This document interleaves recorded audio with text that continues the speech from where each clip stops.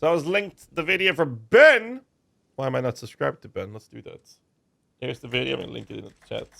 I was told to react to this. It's a 16-minute video from Ben. Let's read the pin message later. People saying that he was trashing on the game. I don't know. Let's find out.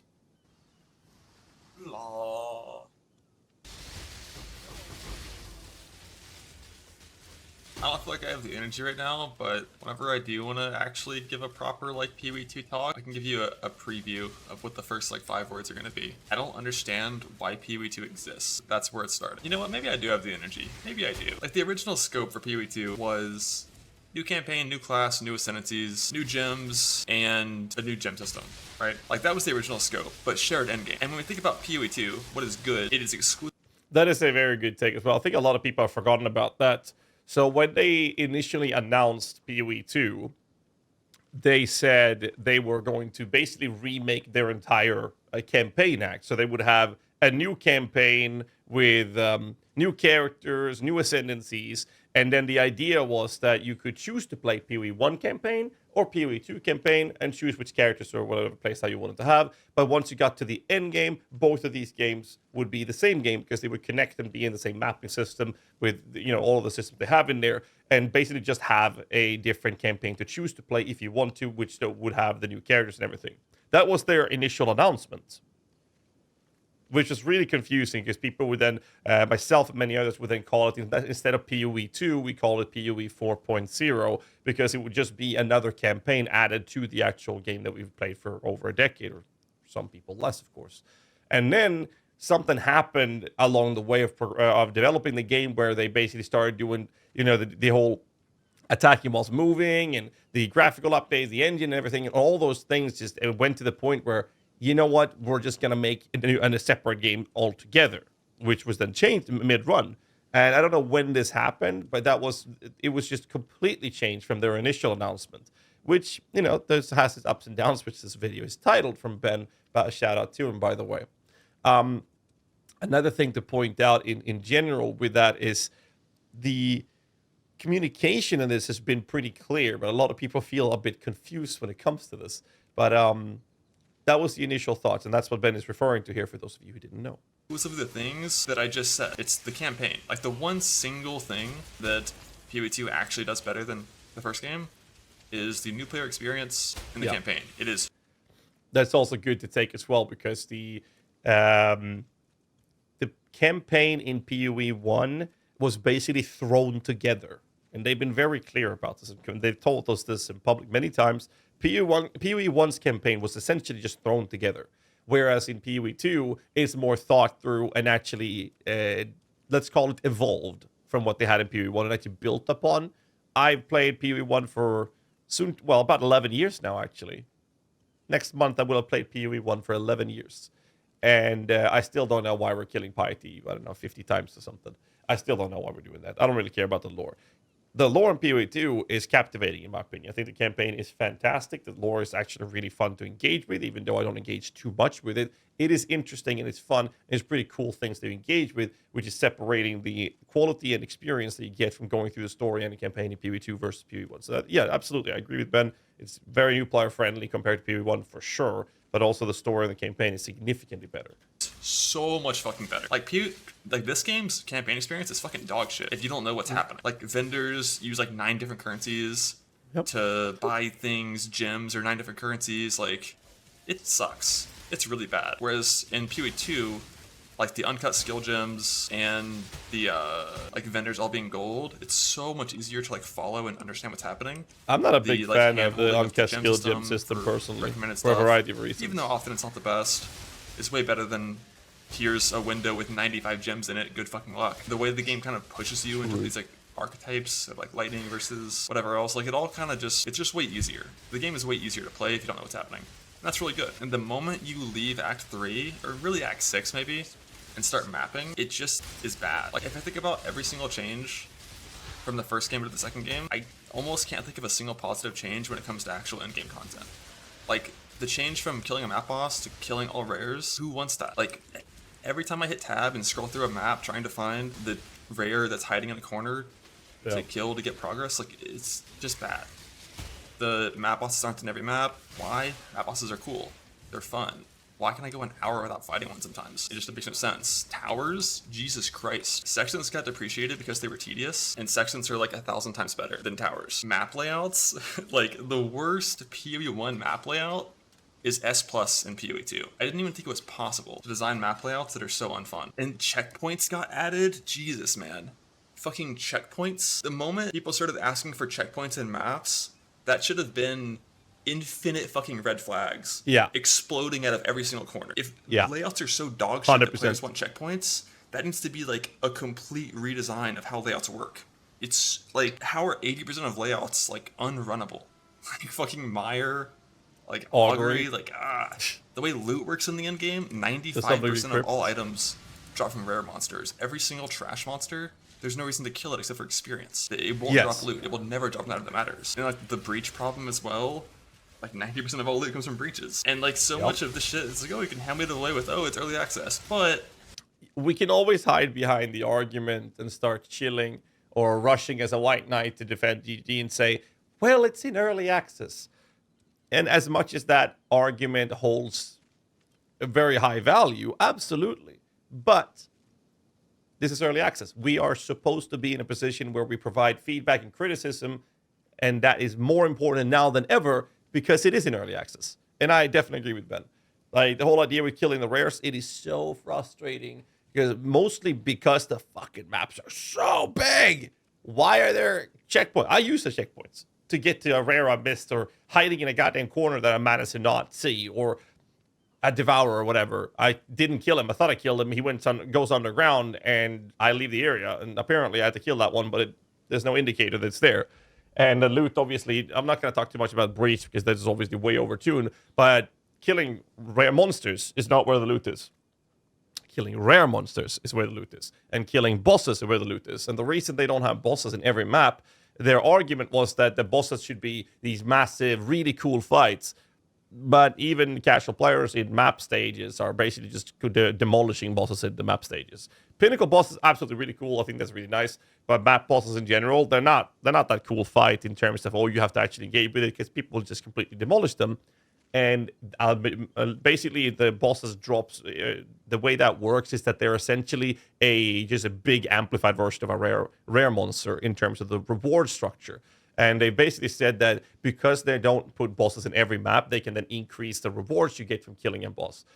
So that's great. Yeah, the bosses feels more rewarding. If I see a boss node on my Atlas, I'll definitely go for it because I know I'm going to get a bunch of maps from it. I know I'm going to get a bunch of rares or other currencies from it as well. But it still has this problem because in PoE 1, killing monsters is where you get your rewards, your experience from, and you'll be happy to go through that. In PoE 2, like, if you want to speedrun it, you basically just go for the rares. When all the rares are done, you leave the map.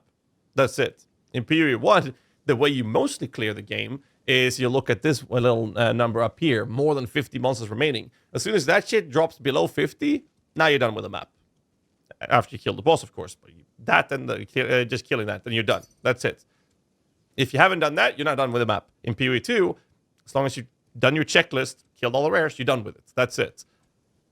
Is it really? Like, I mean, to me, when I hear like early access / beta, what I think is this is an unfinished game that's going to be changed a lot constantly. It's been 2 months. What's changed? True. What's fucking changed? There's not even balance changes happening until resets come out. Like, with new leagues, as if it's a fully released game. I don't fucking get it, man. I think that they should do balance patches without new leagues. Original scope. Because it is early access. New gym system, shared endgame. God, it would have been so fucking sick. But like that endgame, it's not even like, oh, just needs time to cook. It's just like every single change feels like it's just a change because it needed to be different than the first game. But I don't understand how it's better. And the phrase meaningful combat, I swear to God, I've heard the phrase meaningful combat 100 times in the last like 2 years. PoE 2 has the most meaningless combat of any single RPG I've ever played. It doesn't exist. There is no combat. Every single build, you use one button, you right click, the entire screen explodes. Like, what the fuck? Why? Why is that a thing? Why is that still a thing 2 months later? Like, people are gonna be... Me and my lovely co-host Darth Microtransaction in our podcast Tavern Talk, we obviously had that interview that most of you guys have seen with Mark and Jonathan, in which they're talking about this, and we brought up the question of how these type of builds that are just demolishing the entire screen in one shot if that is basically the intended way to play it, because right now the difference between PoE 1 and PoE 2 is the meaningful combat is something you engage with in the campaign stages.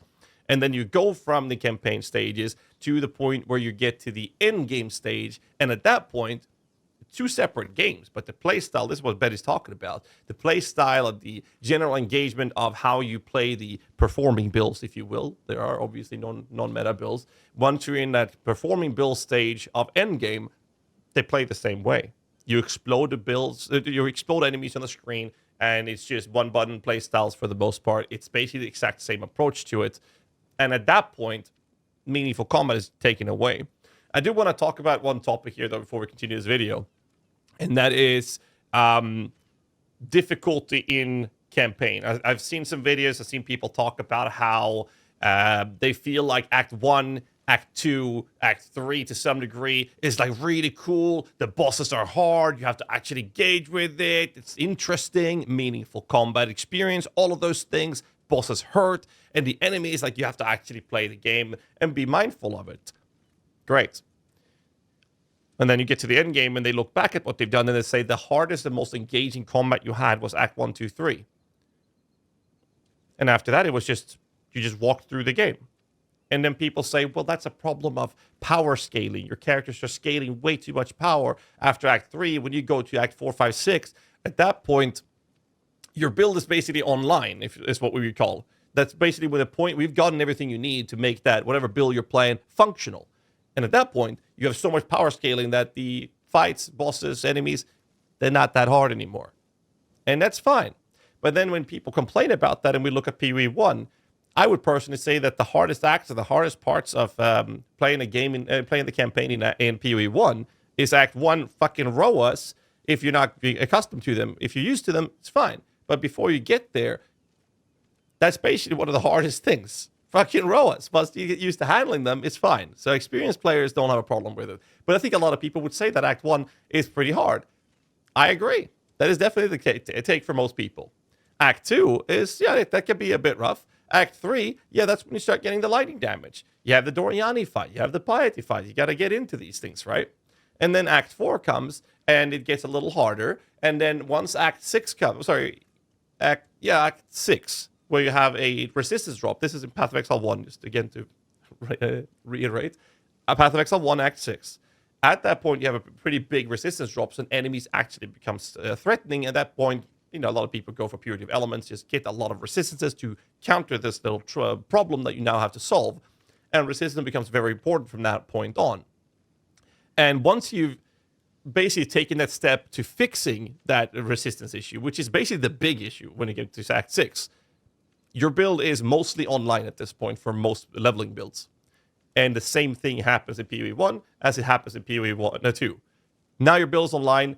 Everything from Act 4, 5 and onwards is easy game. It is super easy compared to the previous couple of acts in PoE 1.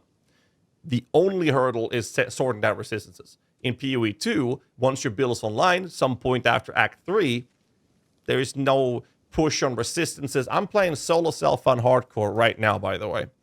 And I have... wow. I didn't know it was that bad. Oh. Where's my weapon? Huh? This is the wrong character. That's why. I was like, hold up a minute now. Okay, I'm playing hardcore solo self-found. This is my third character. Here we go. I don't even have cap resistances. I managed to spec into a node that makes me take physical over to my chaos resistance instead. And I have 26 chaos rest. I'm level 69. I'm doing tier 2, tier 3 maps. I'm going back to tier 1 for some looting right now. It's progressing. I just started mapping. And that is finished in campaign. I'm in the end game. And I have no... well, this is pretty close to being capped. In PoE 1, I would want to cap my resistances around Act 7. Act 6, I want to have fire and cold. Act 7, I'd like my resistances to be completely capped, except for Chaos Rest in PoE 1's campaign. In PoE 2, you're actually in the early game of map stage before you even get close to capping your resistances, depending on your drops. And I think that's pretty important to point out. And that's like, so that what it does is that it creates no hurdle or nothing that you have to solve in your progression during the campaign, which is introduced in PoE 1, but that is only one small thing that you have to overcome, because if you progress past that point, it's the same thing in PoE 2. It's just each game all the way through from there. So used to that when they finally take it away, there's gonna be so much complaining, and it is just so boring. Like, killing monsters in that game is so boring because you don't do anything. Even when I tried to like not do that kind of setup, like and intentionally skipped heralds on crossbows, it's the same thing. You press galvanic arrow, the entire screen explodes. Even this character falls into the category of one-button builds. Like, this be referred to as a one-button build in Path of Exile 1. To clear like an expedition, before I had the chest, I would like Enduring Cry, dodge monster abilities with Shield Charge and Frostblink, right-click, press Val Grace as a defensive button whenever I felt like it, drop Flame Walls on targets.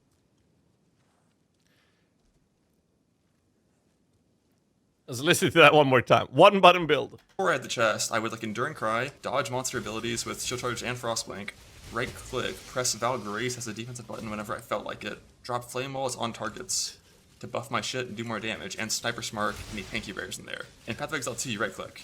I don't know. I feel like splitting the game. Like, maybe that is so true.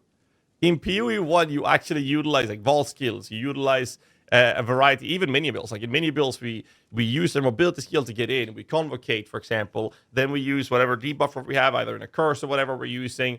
And then we have just moving around. So like at least 3 or 4 buttons. Then we have desecrate that, and then an offering skill to use. That is what we do in PoE 1. In PoE 2, when I go in and fight with this Hardcore Soul Self-Found character, I press Flame Wall to summon my SRS and get damage by Arsonist. If it's a hard enemy, I press Flammability. And if I press Pain Offering in some cases to buff my minions, that's the buttons I use. And I do use Unearth to create, or Corpus to create some meat shields in front of me. But the playstyle is very simple, but many other builds have fewer buttons than this in PoE 2. I think the minion playstyle is a bit more button intensive in the current state of PoE 2. But definitely, it's fewer buttons for every build we're playing. Even minion builds are fewer buttons in PoE 2 than it is in PoE 1. He's splitting So the game to that's save true. Path of Exile 1 from having a bunch of changes that fucked it up, but like, goddamn, dude, that endgame is like, it's not even like, oh, it just needs time. It's just doomed. It's fucking doomed, man. I'm so doomer pilled on that endgame. I don't know. Campaign's good. Campaign's fun. Everything after the campaign, why? It's intelligent to go full nuke. Have you played a bad build in PoE 2 yet? Because I have. I have. That's how I started PoE 2. Was in multiple bad melee builds. It's like Titan, if you play it properly, is really good. If you do Herald Abuse, you just one-shot the screen easily. But like playing actual bad melee builds, the pushy, no phasing system genuinely made me almost quit the game on day 3. Like, it's just like the clunkiest, least fun combat I've ever experienced when playing bad builds. And then when playing good builds, the thing with Path of Exile 1, when you get to a character that's like fucking just zoomer, cracked, completely broken, the game is still, like, the game keeps getting more and more fun. Because there's one super important thing you can do in this game, and that is scale speed. Like, when it comes to how a character functions in ARPGs, there's like 3 categories. There's defense, offense, and speed. And this game, you are constantly being just like thrown into scenarios where you're choosing one of the 3. And anytime you choose one, the other 2 suffer a little bit. In PoE 2, it took me like, by level 90, like my Titan would right-click and one-shot the whole screen. And from that point forward, there's nothing that I could ever do to improve the character. I could play for 1,000 hours, it would never get better. Unless I like migrated to Trade League and bought Temporalis, because there's no way to invest in speed. That's true. Except one dumbass unique item. Oh, I didn't even talk about crafting. Holy shit. That was like a 10-minute rant. I didn't talk about crafting. My god. Gear acquisition. What the fuck? Do I need to... I don't know if I even want to bother. Like, fuck me. Long before PoE 2 came out, we had to talk about why other ARPGs suck compared to Path of Exile 1. Like, one defining factor that was super important to me. Ibisation, The only way to get gear is to kill a monster and hope it drops a good item. That's really bad. That's really, really, really bad. And that was like D3's problem. That kind of became D4's problem as well. Like, that's not interesting. And PoE1 has like 8 systems that are, you know, that all are good at their own individual crafting. Before I let him continue on the crafting part, I'm very vocal on the crafting problems myself.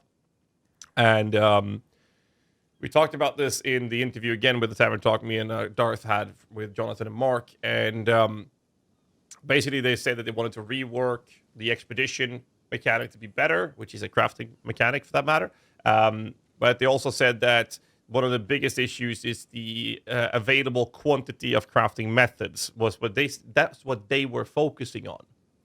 And looking back at how PoE 1 started, we only had the basic stuff: transmutation, augments, alterations, regal, exalted, divine, and we had a thing called eternal orbs back then.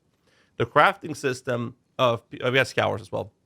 Crafting system in PoE 1 when that started is very similar to what we had in PoE 2. Mostly it was items you found on the ground that then were interesting to then play with the form of scouring, exalted orbing, and divine orbing. That was basically the play of how you crafted in PoE 1 in the early stage. And then later we got patches like the Forsaken Masters. Suddenly we had bench crafts. Actually, before that, patch 1.1, we had Sacrifice of the Vol, which introduced Vol orbs.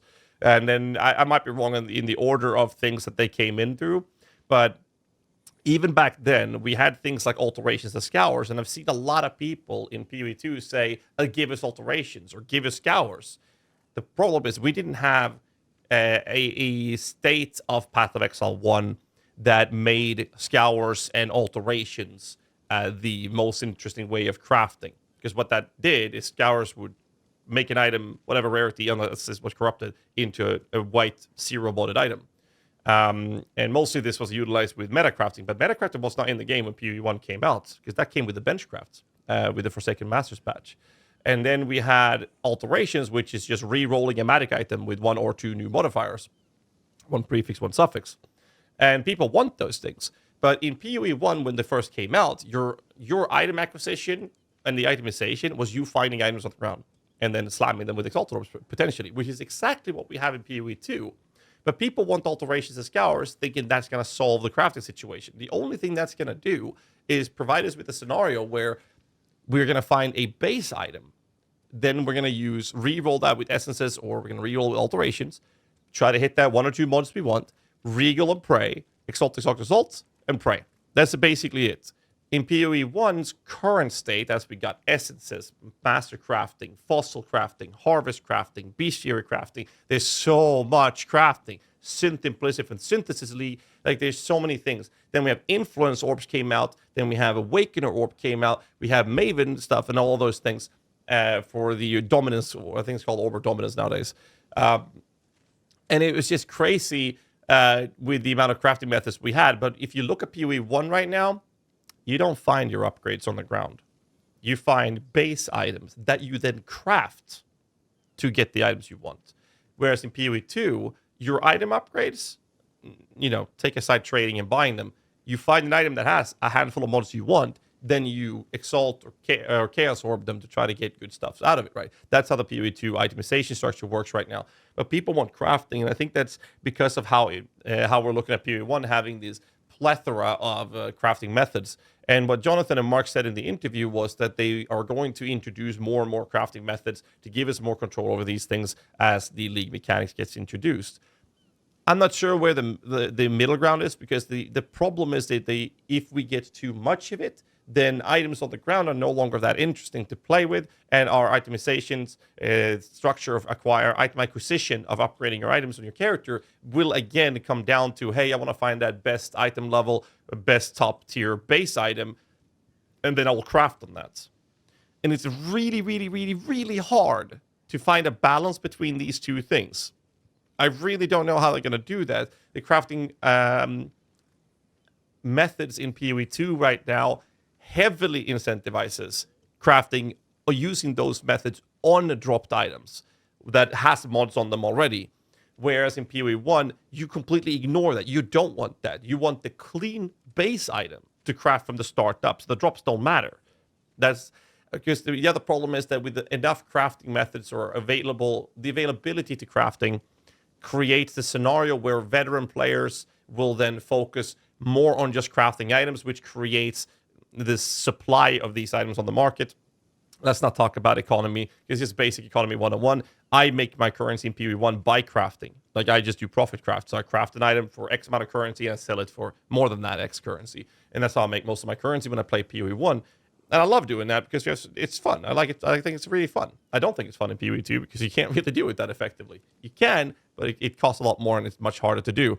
But that's kind of like a sweet spot, because as soon as we get too much, Now items are not interesting to loot. Now you don't give a shit about if you drop in a couple of good rare items because you'd rather have a white one to craft on. So where's the middle ground there? I'm not trying to defend them because I think that the crafting sucks in PoE 2. But where's the middle ground? Like at what point do we reach that sweet spot? Thing like essences, harvest, delve, metacrafting, scour being all thing you're accommodating right now. Like there's so many different things. I forgot about that are all recom, good so. for different items. And then also in the early game, like day 1, day 2, first 20, 30 hours, like you wear shit you ID'd off the ground. Like that has a place too.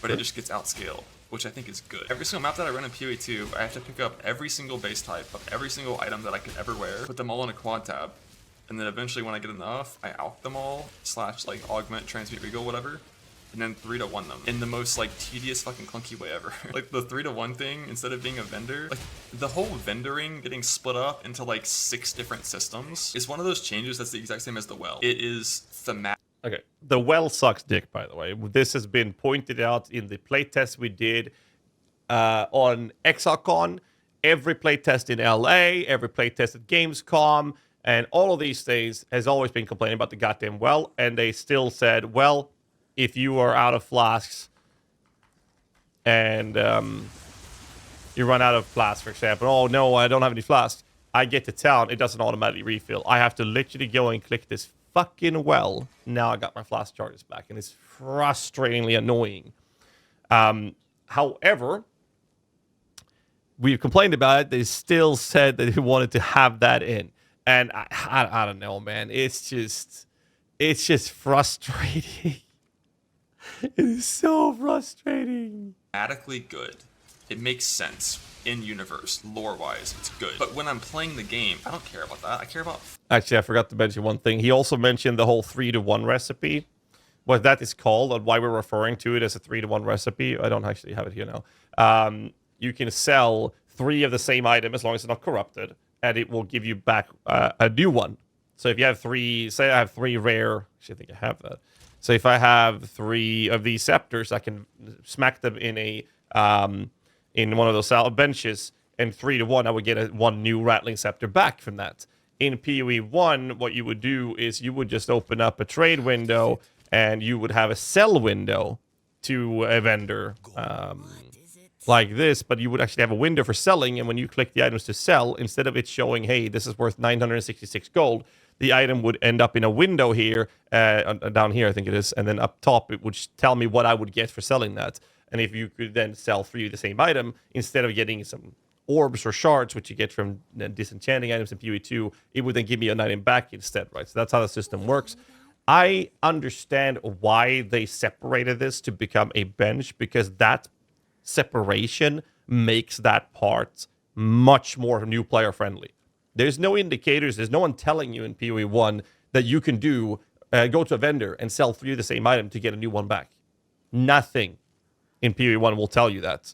In PoE 2, it's more clear. So I think that for the sake of being new player friendly and working on focusing on the new player acquisition part for PoE, I think that separating them is a smart thing. But yes, it's more of a nuisance for us PoE veteran players, I think.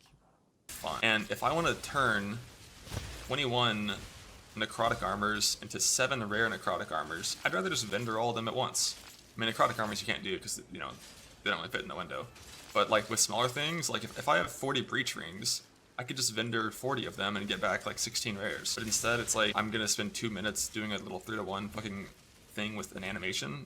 It's like cool, it looks cool, lore, themes, cool, but like it's so tedious. Tedious is like the key word for everything regarding the endgame mapping and whatnot. Like I do a map, I leave, I scrap certain things based on if they have quality or sockets.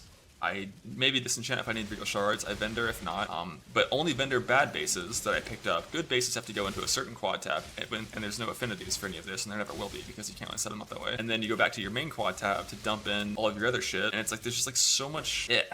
Like one of the best things about this game in the end game is when you reach a point where you stop picking up 6 sockets, you've outskilled rare items off the ground, and you leave the game, or the map, you dump into your quad tab, 90% of your loot is going into affinity tabs.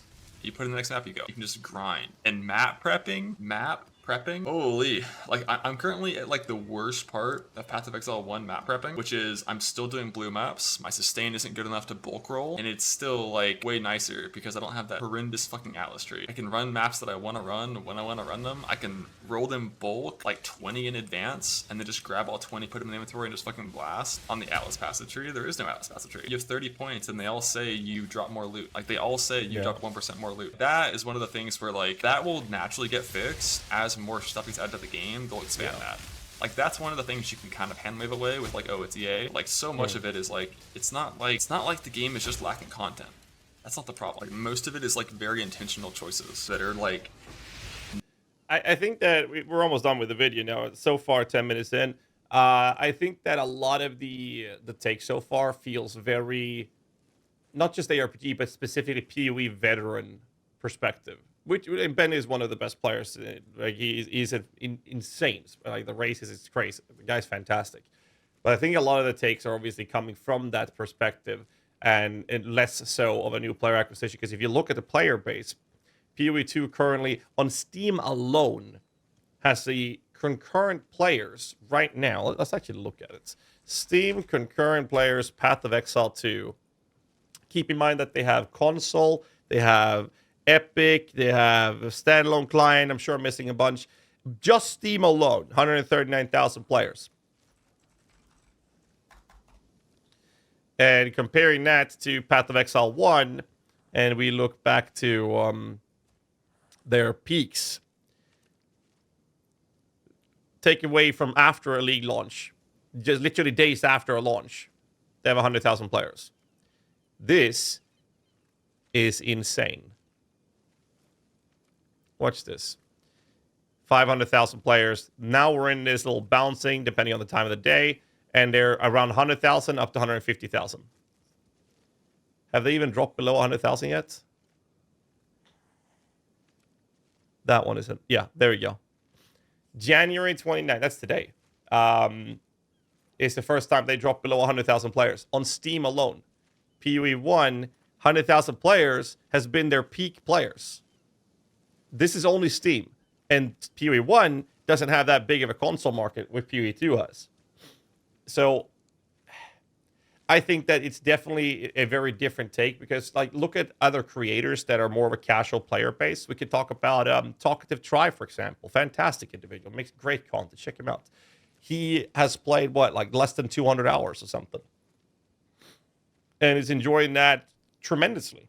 I play this game for, I think we calculated earlier, like 451 hours, whatever the fuck Steam was saying. Let's find out. 451.7 hours before I started today. And that's my current hours. 450 hours. I've reached the point where I've done everything I want to do and engage with. So my solution to keep my enjoyment of the game was to actually go play hardcore CLSL Found.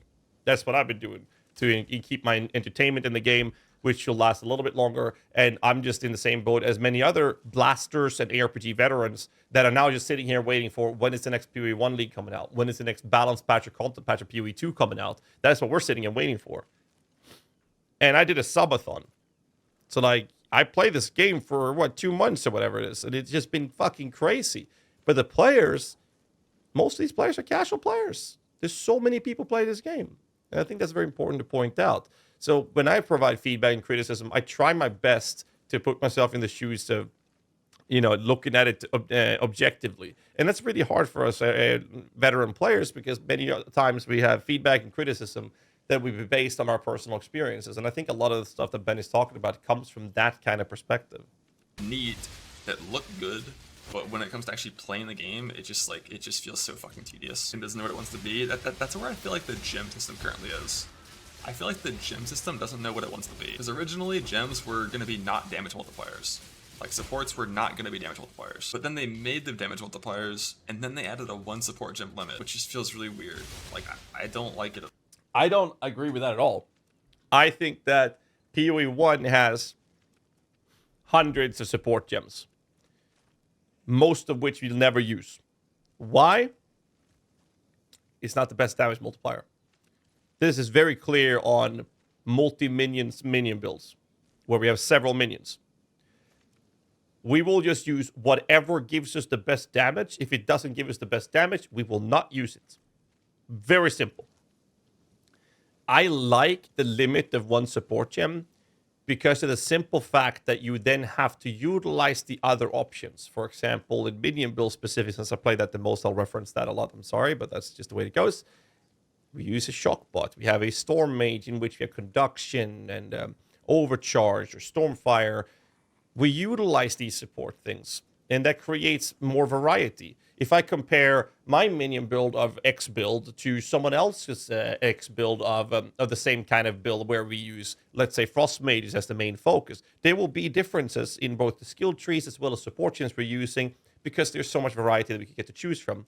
In PoE 1, it's much harder. If you have something that, like a build that's very, very good, the difference is mostly on the gear prioritization, some minor changes in the skill tree, but support gems and your skill tree is almost going to be identical on every creator. And it's a bit annoying because I'd like more variety in it, which we actually do have in PoE2 to a larger extent. And part of that is the support gems.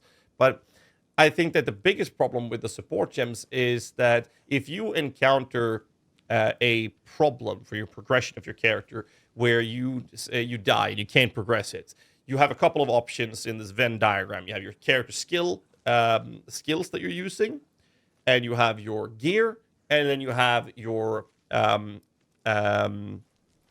character's level.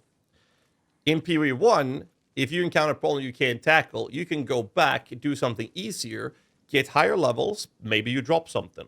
That's two of these things. But you can actually level up your active skill gem by just killing monsters to then have an easier time overcoming your obstacle. In PoE 2, you can never upgrade your skill gems unless you do higher tier content to then drop the skill gem that will then allow you to upgrade your actual skill. And the big problem with this is obviously the feel of it is kind of awkward. And most importantly is things like SRS, for example, or Radiant Spirit as it's called in PoE 2, is in a position where, let me grab a skill gem. Let's see. Spirit, here. So this is a level 6 Spirit gem. Spirit gems are quite rare. It's level 6. And if I then go to my SRS here, you can see that this is a level 14 skill gem right now. And if I then go to my Skeletal Cleric, it's level 15. If I go to my Arsonist, they're level 15. In mapping, a little easier. But when you're doing a campaign, for example, and you're starting your progression, unless you do specific content, for example, getting the King of the Mist, which drops a guaranteed Spirit Gem. This is where you get your SRS in the first place. In Act 3, we have the Asap Bog Witch. The Asak Bog. That one guarantees it. Outside of this, you have to randomly drop it and be lucky. But as we know, monsters don't drop shit unless they're rare, so this mostly should be coming from a rare monster to drop something like this, which are the only incremental upgrades of those gems. Now, I understand that these spirit gems are supposed to be buff gems and whatnot, but I don't like the progression of it, because you can't go back and build progress your character to build up the strength of your character on the skill gem section by farming lower tier content to help you overcome the obstacle that you're struggling with. In PoE 1, you can. But you cannot do that in PoE 2. And that is from a more casual lean-back perspective. Whereas the people like myself and Ben and other blasters and content creators, we don't really engage with that problem that much because of our experiences with the game. So that is one of the main problems I have with the skill gem, is the lack of progression in it. At all, where it currently is. I feel like either of the other options are better than what it currently is. It's in this like weird like halfway point where like making it so there's no damage multiple targets on supports and it's all utility could be a thing that could feel good if it was done right. And just keeping the PoE 1 system of like your supports just make you do more damage also obviously feels good. We've been using it for 12 years. It's been good. But this current in-between thing just creates these really annoying scenarios where I want to use multiple active skills and I can't because there aren't support gems for it. Like I'm sitting there on a 5 link and getting a 6 link wouldn't matter because there's not a support gem that works that actually helps me, and it's like that feels really weird. And maybe as they, I think that's build specific. I think the only times where I can utilize 5 links, 6 links on utility skills is the only problem, because like for many builds, there's quite a lot I could use actually. add more active gems to the game, that'll be better. If they also add more supports, but like I don't know if they will. We'll see if they will. Oh shit, the mana cost. Wait, I'm not even gonna bother. I'm not gonna bother. The funniest thing was when Karm was bitching in guild chat, he got like an insane weapon, super good weapon, like fucking 700 top end plus 7, and his Hammer of the Gods cost more mana than his character had. Oh fuck. Maybe in 5 years. I just want quarterly updates for this game, and maybe port back the gem system, but without the one support gem on it. Because I like that's genuinely the thing that I've been most excited for since fucking 2020 when they announced that shit. Like that gem system has so much more potential than this one does. I don't like its current, like the way it currently works, but like it could be so good, especially in the campaign. Like god, dude, gems in the campaign are so fucking bad in Path of Exile 1. Like you just wear like your Act 1 3 link for 4 acts, then you wear your Act 3 4 link for 10 acts because like you don't have currency manipulating tools for your sockets until you're in maps, and it's so dog shit in the campaign. Like that gem system plus new ascendancies, what a beautiful world it could have been. I don't like the investment you have to do on a single gem. I have a hot take there, actually. I think that limiting the availability of sockets for us in the campaign makes it easier for GGG to balance power scaling so that we get the engaging combat. I think that if we had access to multiple hirelings or even getting hirelings in the early stage of the campaign would make the campaign of PoE 2 completely voided, and you would sooner get to the point where meaningful combat disappears. I think that part of why we have such a great experience with PoE 2's campaign is because our power scaling gets limited. Now, I agree with Ben. I don't like the current system of it, but I will say that the socket limitation creates that specific scenario, or at least helps that scenario, which emphasizes and helps us get engaging combat or meaningful combat in the campaign. It's when we go past that, the meaningful combat disappears, and now you're looking at one button builds and stuff like that.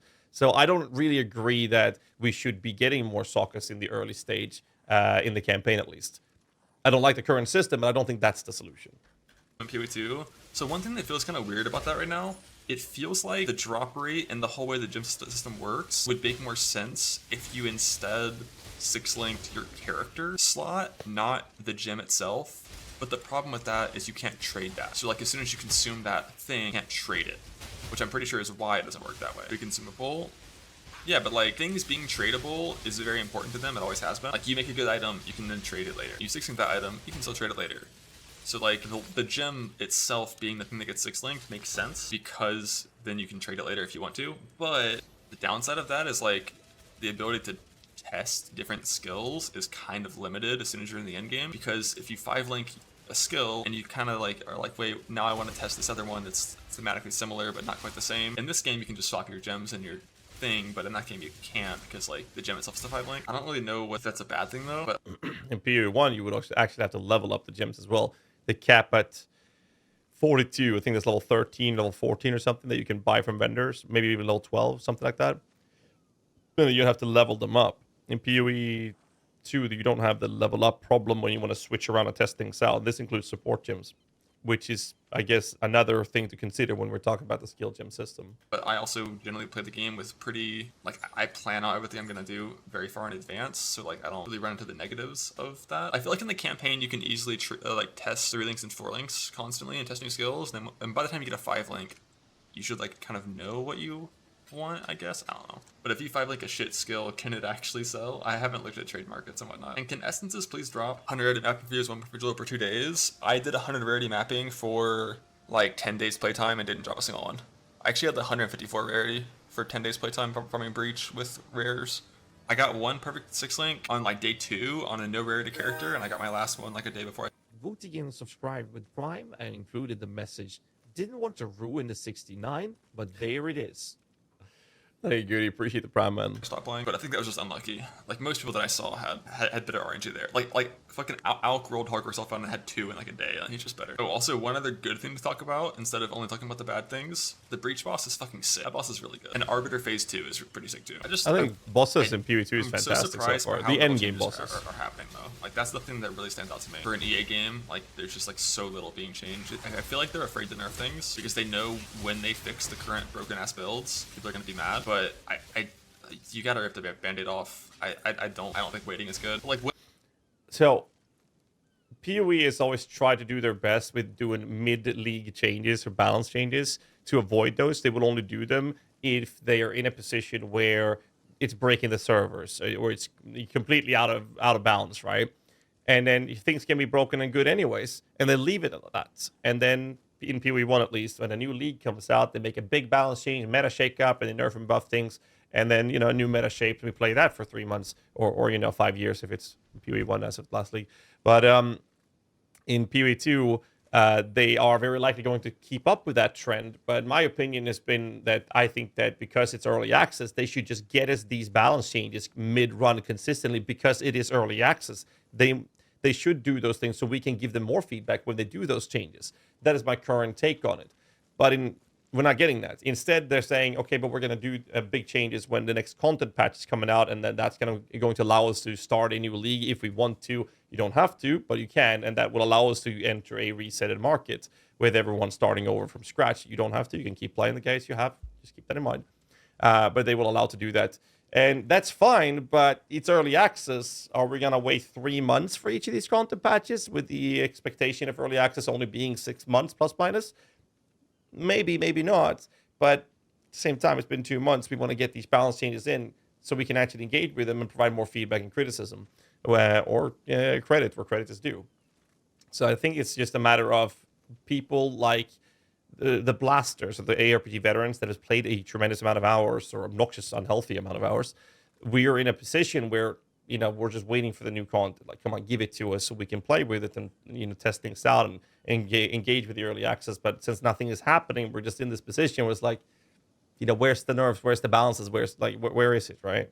And I think that's, again, like I mentioned before, where Ben is coming from an ARPG veteran blaster perspective more so than anything. When they do the reset, it's gonna, or like when they do the nerfs, it's gonna be with an economy reset, which is like obviously the ideal solution for a finished game. That's how it always should be in a finished game. But I just feel like first impressions of like how a game plays is like really important. And if you just leave it for, we're coming up on 2 months, and we don't even have a date yet for Druid Huntress. So like, is it gonna be 3 months before the first reset? And if so, like 3 months of combat being like, what I have to assume is nowhere near where they want it to be. There's no way they're happy with the current combat in PoE2. It's not even. Well, they said that in the interview that we had. They literally said that they don't want it to be at this point. So they're looking to fix that. And I think that both me and Ben are in the position where, like, just fix it now then. Like, do the nerfs and balances with the current state of the game. Like, do the balance patch.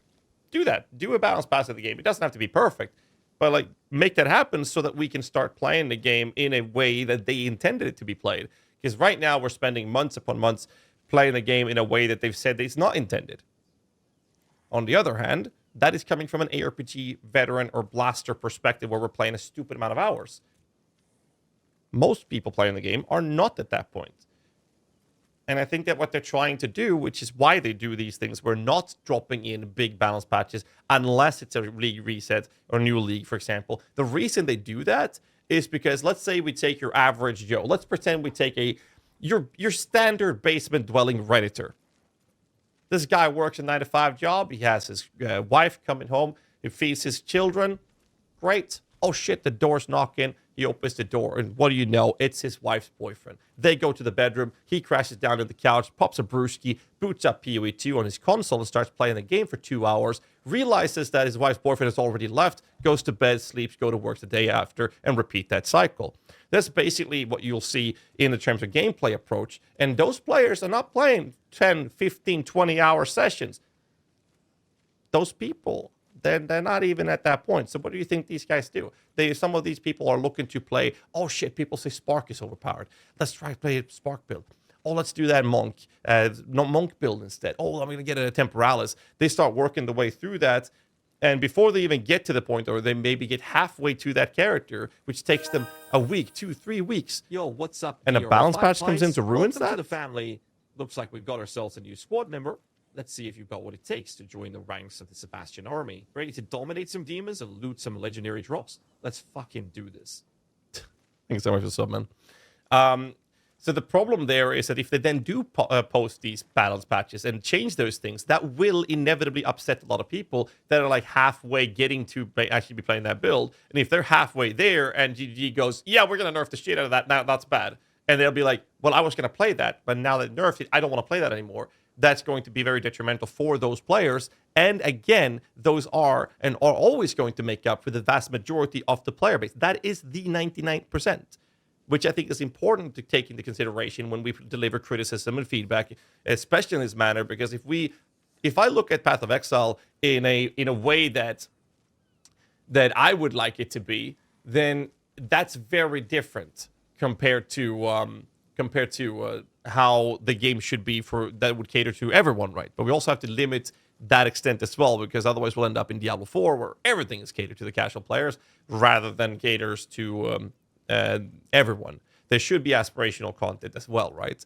But I think that the balance thing is kind of important. We're not going to see those things because it would upset the majority of the player base. I just want to point that out. Thanks so much for the gifts and the sub, Rhaegar, and best of mine. Appreciate it, guys. Even just Herald of Ice though, like that's a big one, but like even non-Herald builds kind of do the same thing. Like Galvanic Arrow does the same thing.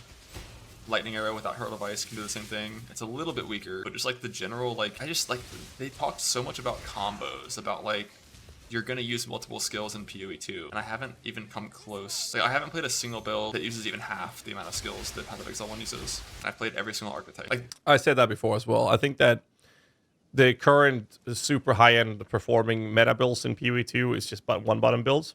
But like minions, even minion build. And the main reason I like playing minions in PoE 1 is because it's active. Now, a lot of people keep saying, oh, minion builds are so lazy in PoE 1. You just walk around and press one button.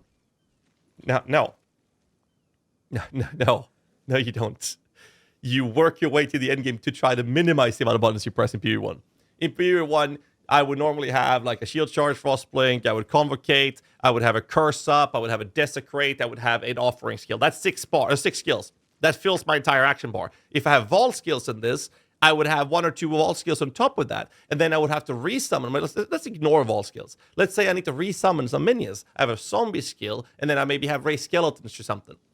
They don't even fit on the fucking action bar, so I have to use my second action bar to make sure I have all the buttons I need in PoE 1, right? They're not lazy. And these buttons, 2, maybe 3 of them goes away when you get to a point of higher endgame where you automate some of those things. That's still 5 buttons. Let's just exaggerate and say that's 4 buttons. It's very active gameplay for most minion builds in PoE 1. And I love that aspect of it because it's active. PoE 2, let's go back to the Hardcore Soul Sound Fun character. I never use a raise shield. So I use Flame Wall, I have Pain Offering, Flammability, and Unearth. That's 4. I will add a 5th skill to this later on when I go Frost Mages, and I will do a weapon swap for a Sigil of Power, which I'll use once every map, once for bosses. That's it. 4 buttons. And I will very likely remove Unearth later, which means this will turn into a 3-button build, out of which I will only bother using curses versus like Breaches, Deli, or bosses, and I'll have a 2-button build. And that won't change. But in PoE 1, I have multitude of buttons I have to use consistently. Meaningful combat, setting up combos. Well, they are setting up combos. I have to place the flame balls so that my arsonists will do it, which basically just means I'll put the fortress supported flame ball around the boss and it's done. But it's like, I feel like the combat in the endgame is way more meaningful in PoE 1 because of you having different actions that you're supposed to be using. And part of that is the mobility skills. Whereas in PoE 2, it's meaningful in the early stage because you'll use a bit more. You'll have to navigate and be a bit more careful with how you engage with the combat, which is what I said before, because we don't have the power scaling to just walk through the content. Instead, we're actually having some meaningful combat in the campaign, which then just goes away later. I think the build that I play that has the most character input in terms of like you press buttons to kill monsters is Spark. Spark, which is like historically kind of considered to be a non-interactive playstyle. Like you just press a button and the whole screen gets covered in proj, but somehow Spark, from like a character input point of view, has been the most engaging combat of any of the, or like the most engaging while still being fun combat. Because it's pretty fucking engaging to get your shit pushed in by trash monsters that can push you across the screen whenever they want on a melee character that can't kill anything. It's pretty engaging, it's not fun. Didn't play minions. I did play minions until Act 3. I played minions until Act 3, learned that when if you outrange them, they despawn and logged out.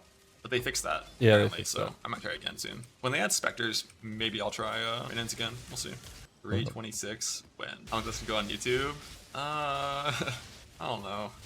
I normally, like, the reason it's taking me like 2 months to really put it all into words is because I really don't like being negative. I want to enjoy things, but like, goddamn. And I just wanted to like wait, you know, and give them time to cook, time to change things and fix things, but it's been 2 fucking months, so who knows? Who knows? At least Path of Exile 1 still exists and is in a really good state. Fair enough. This is Ben's video. Link it in Twitch chat and YouTube chat. This is the video we just watched. Here it is in the YouTube chat as well.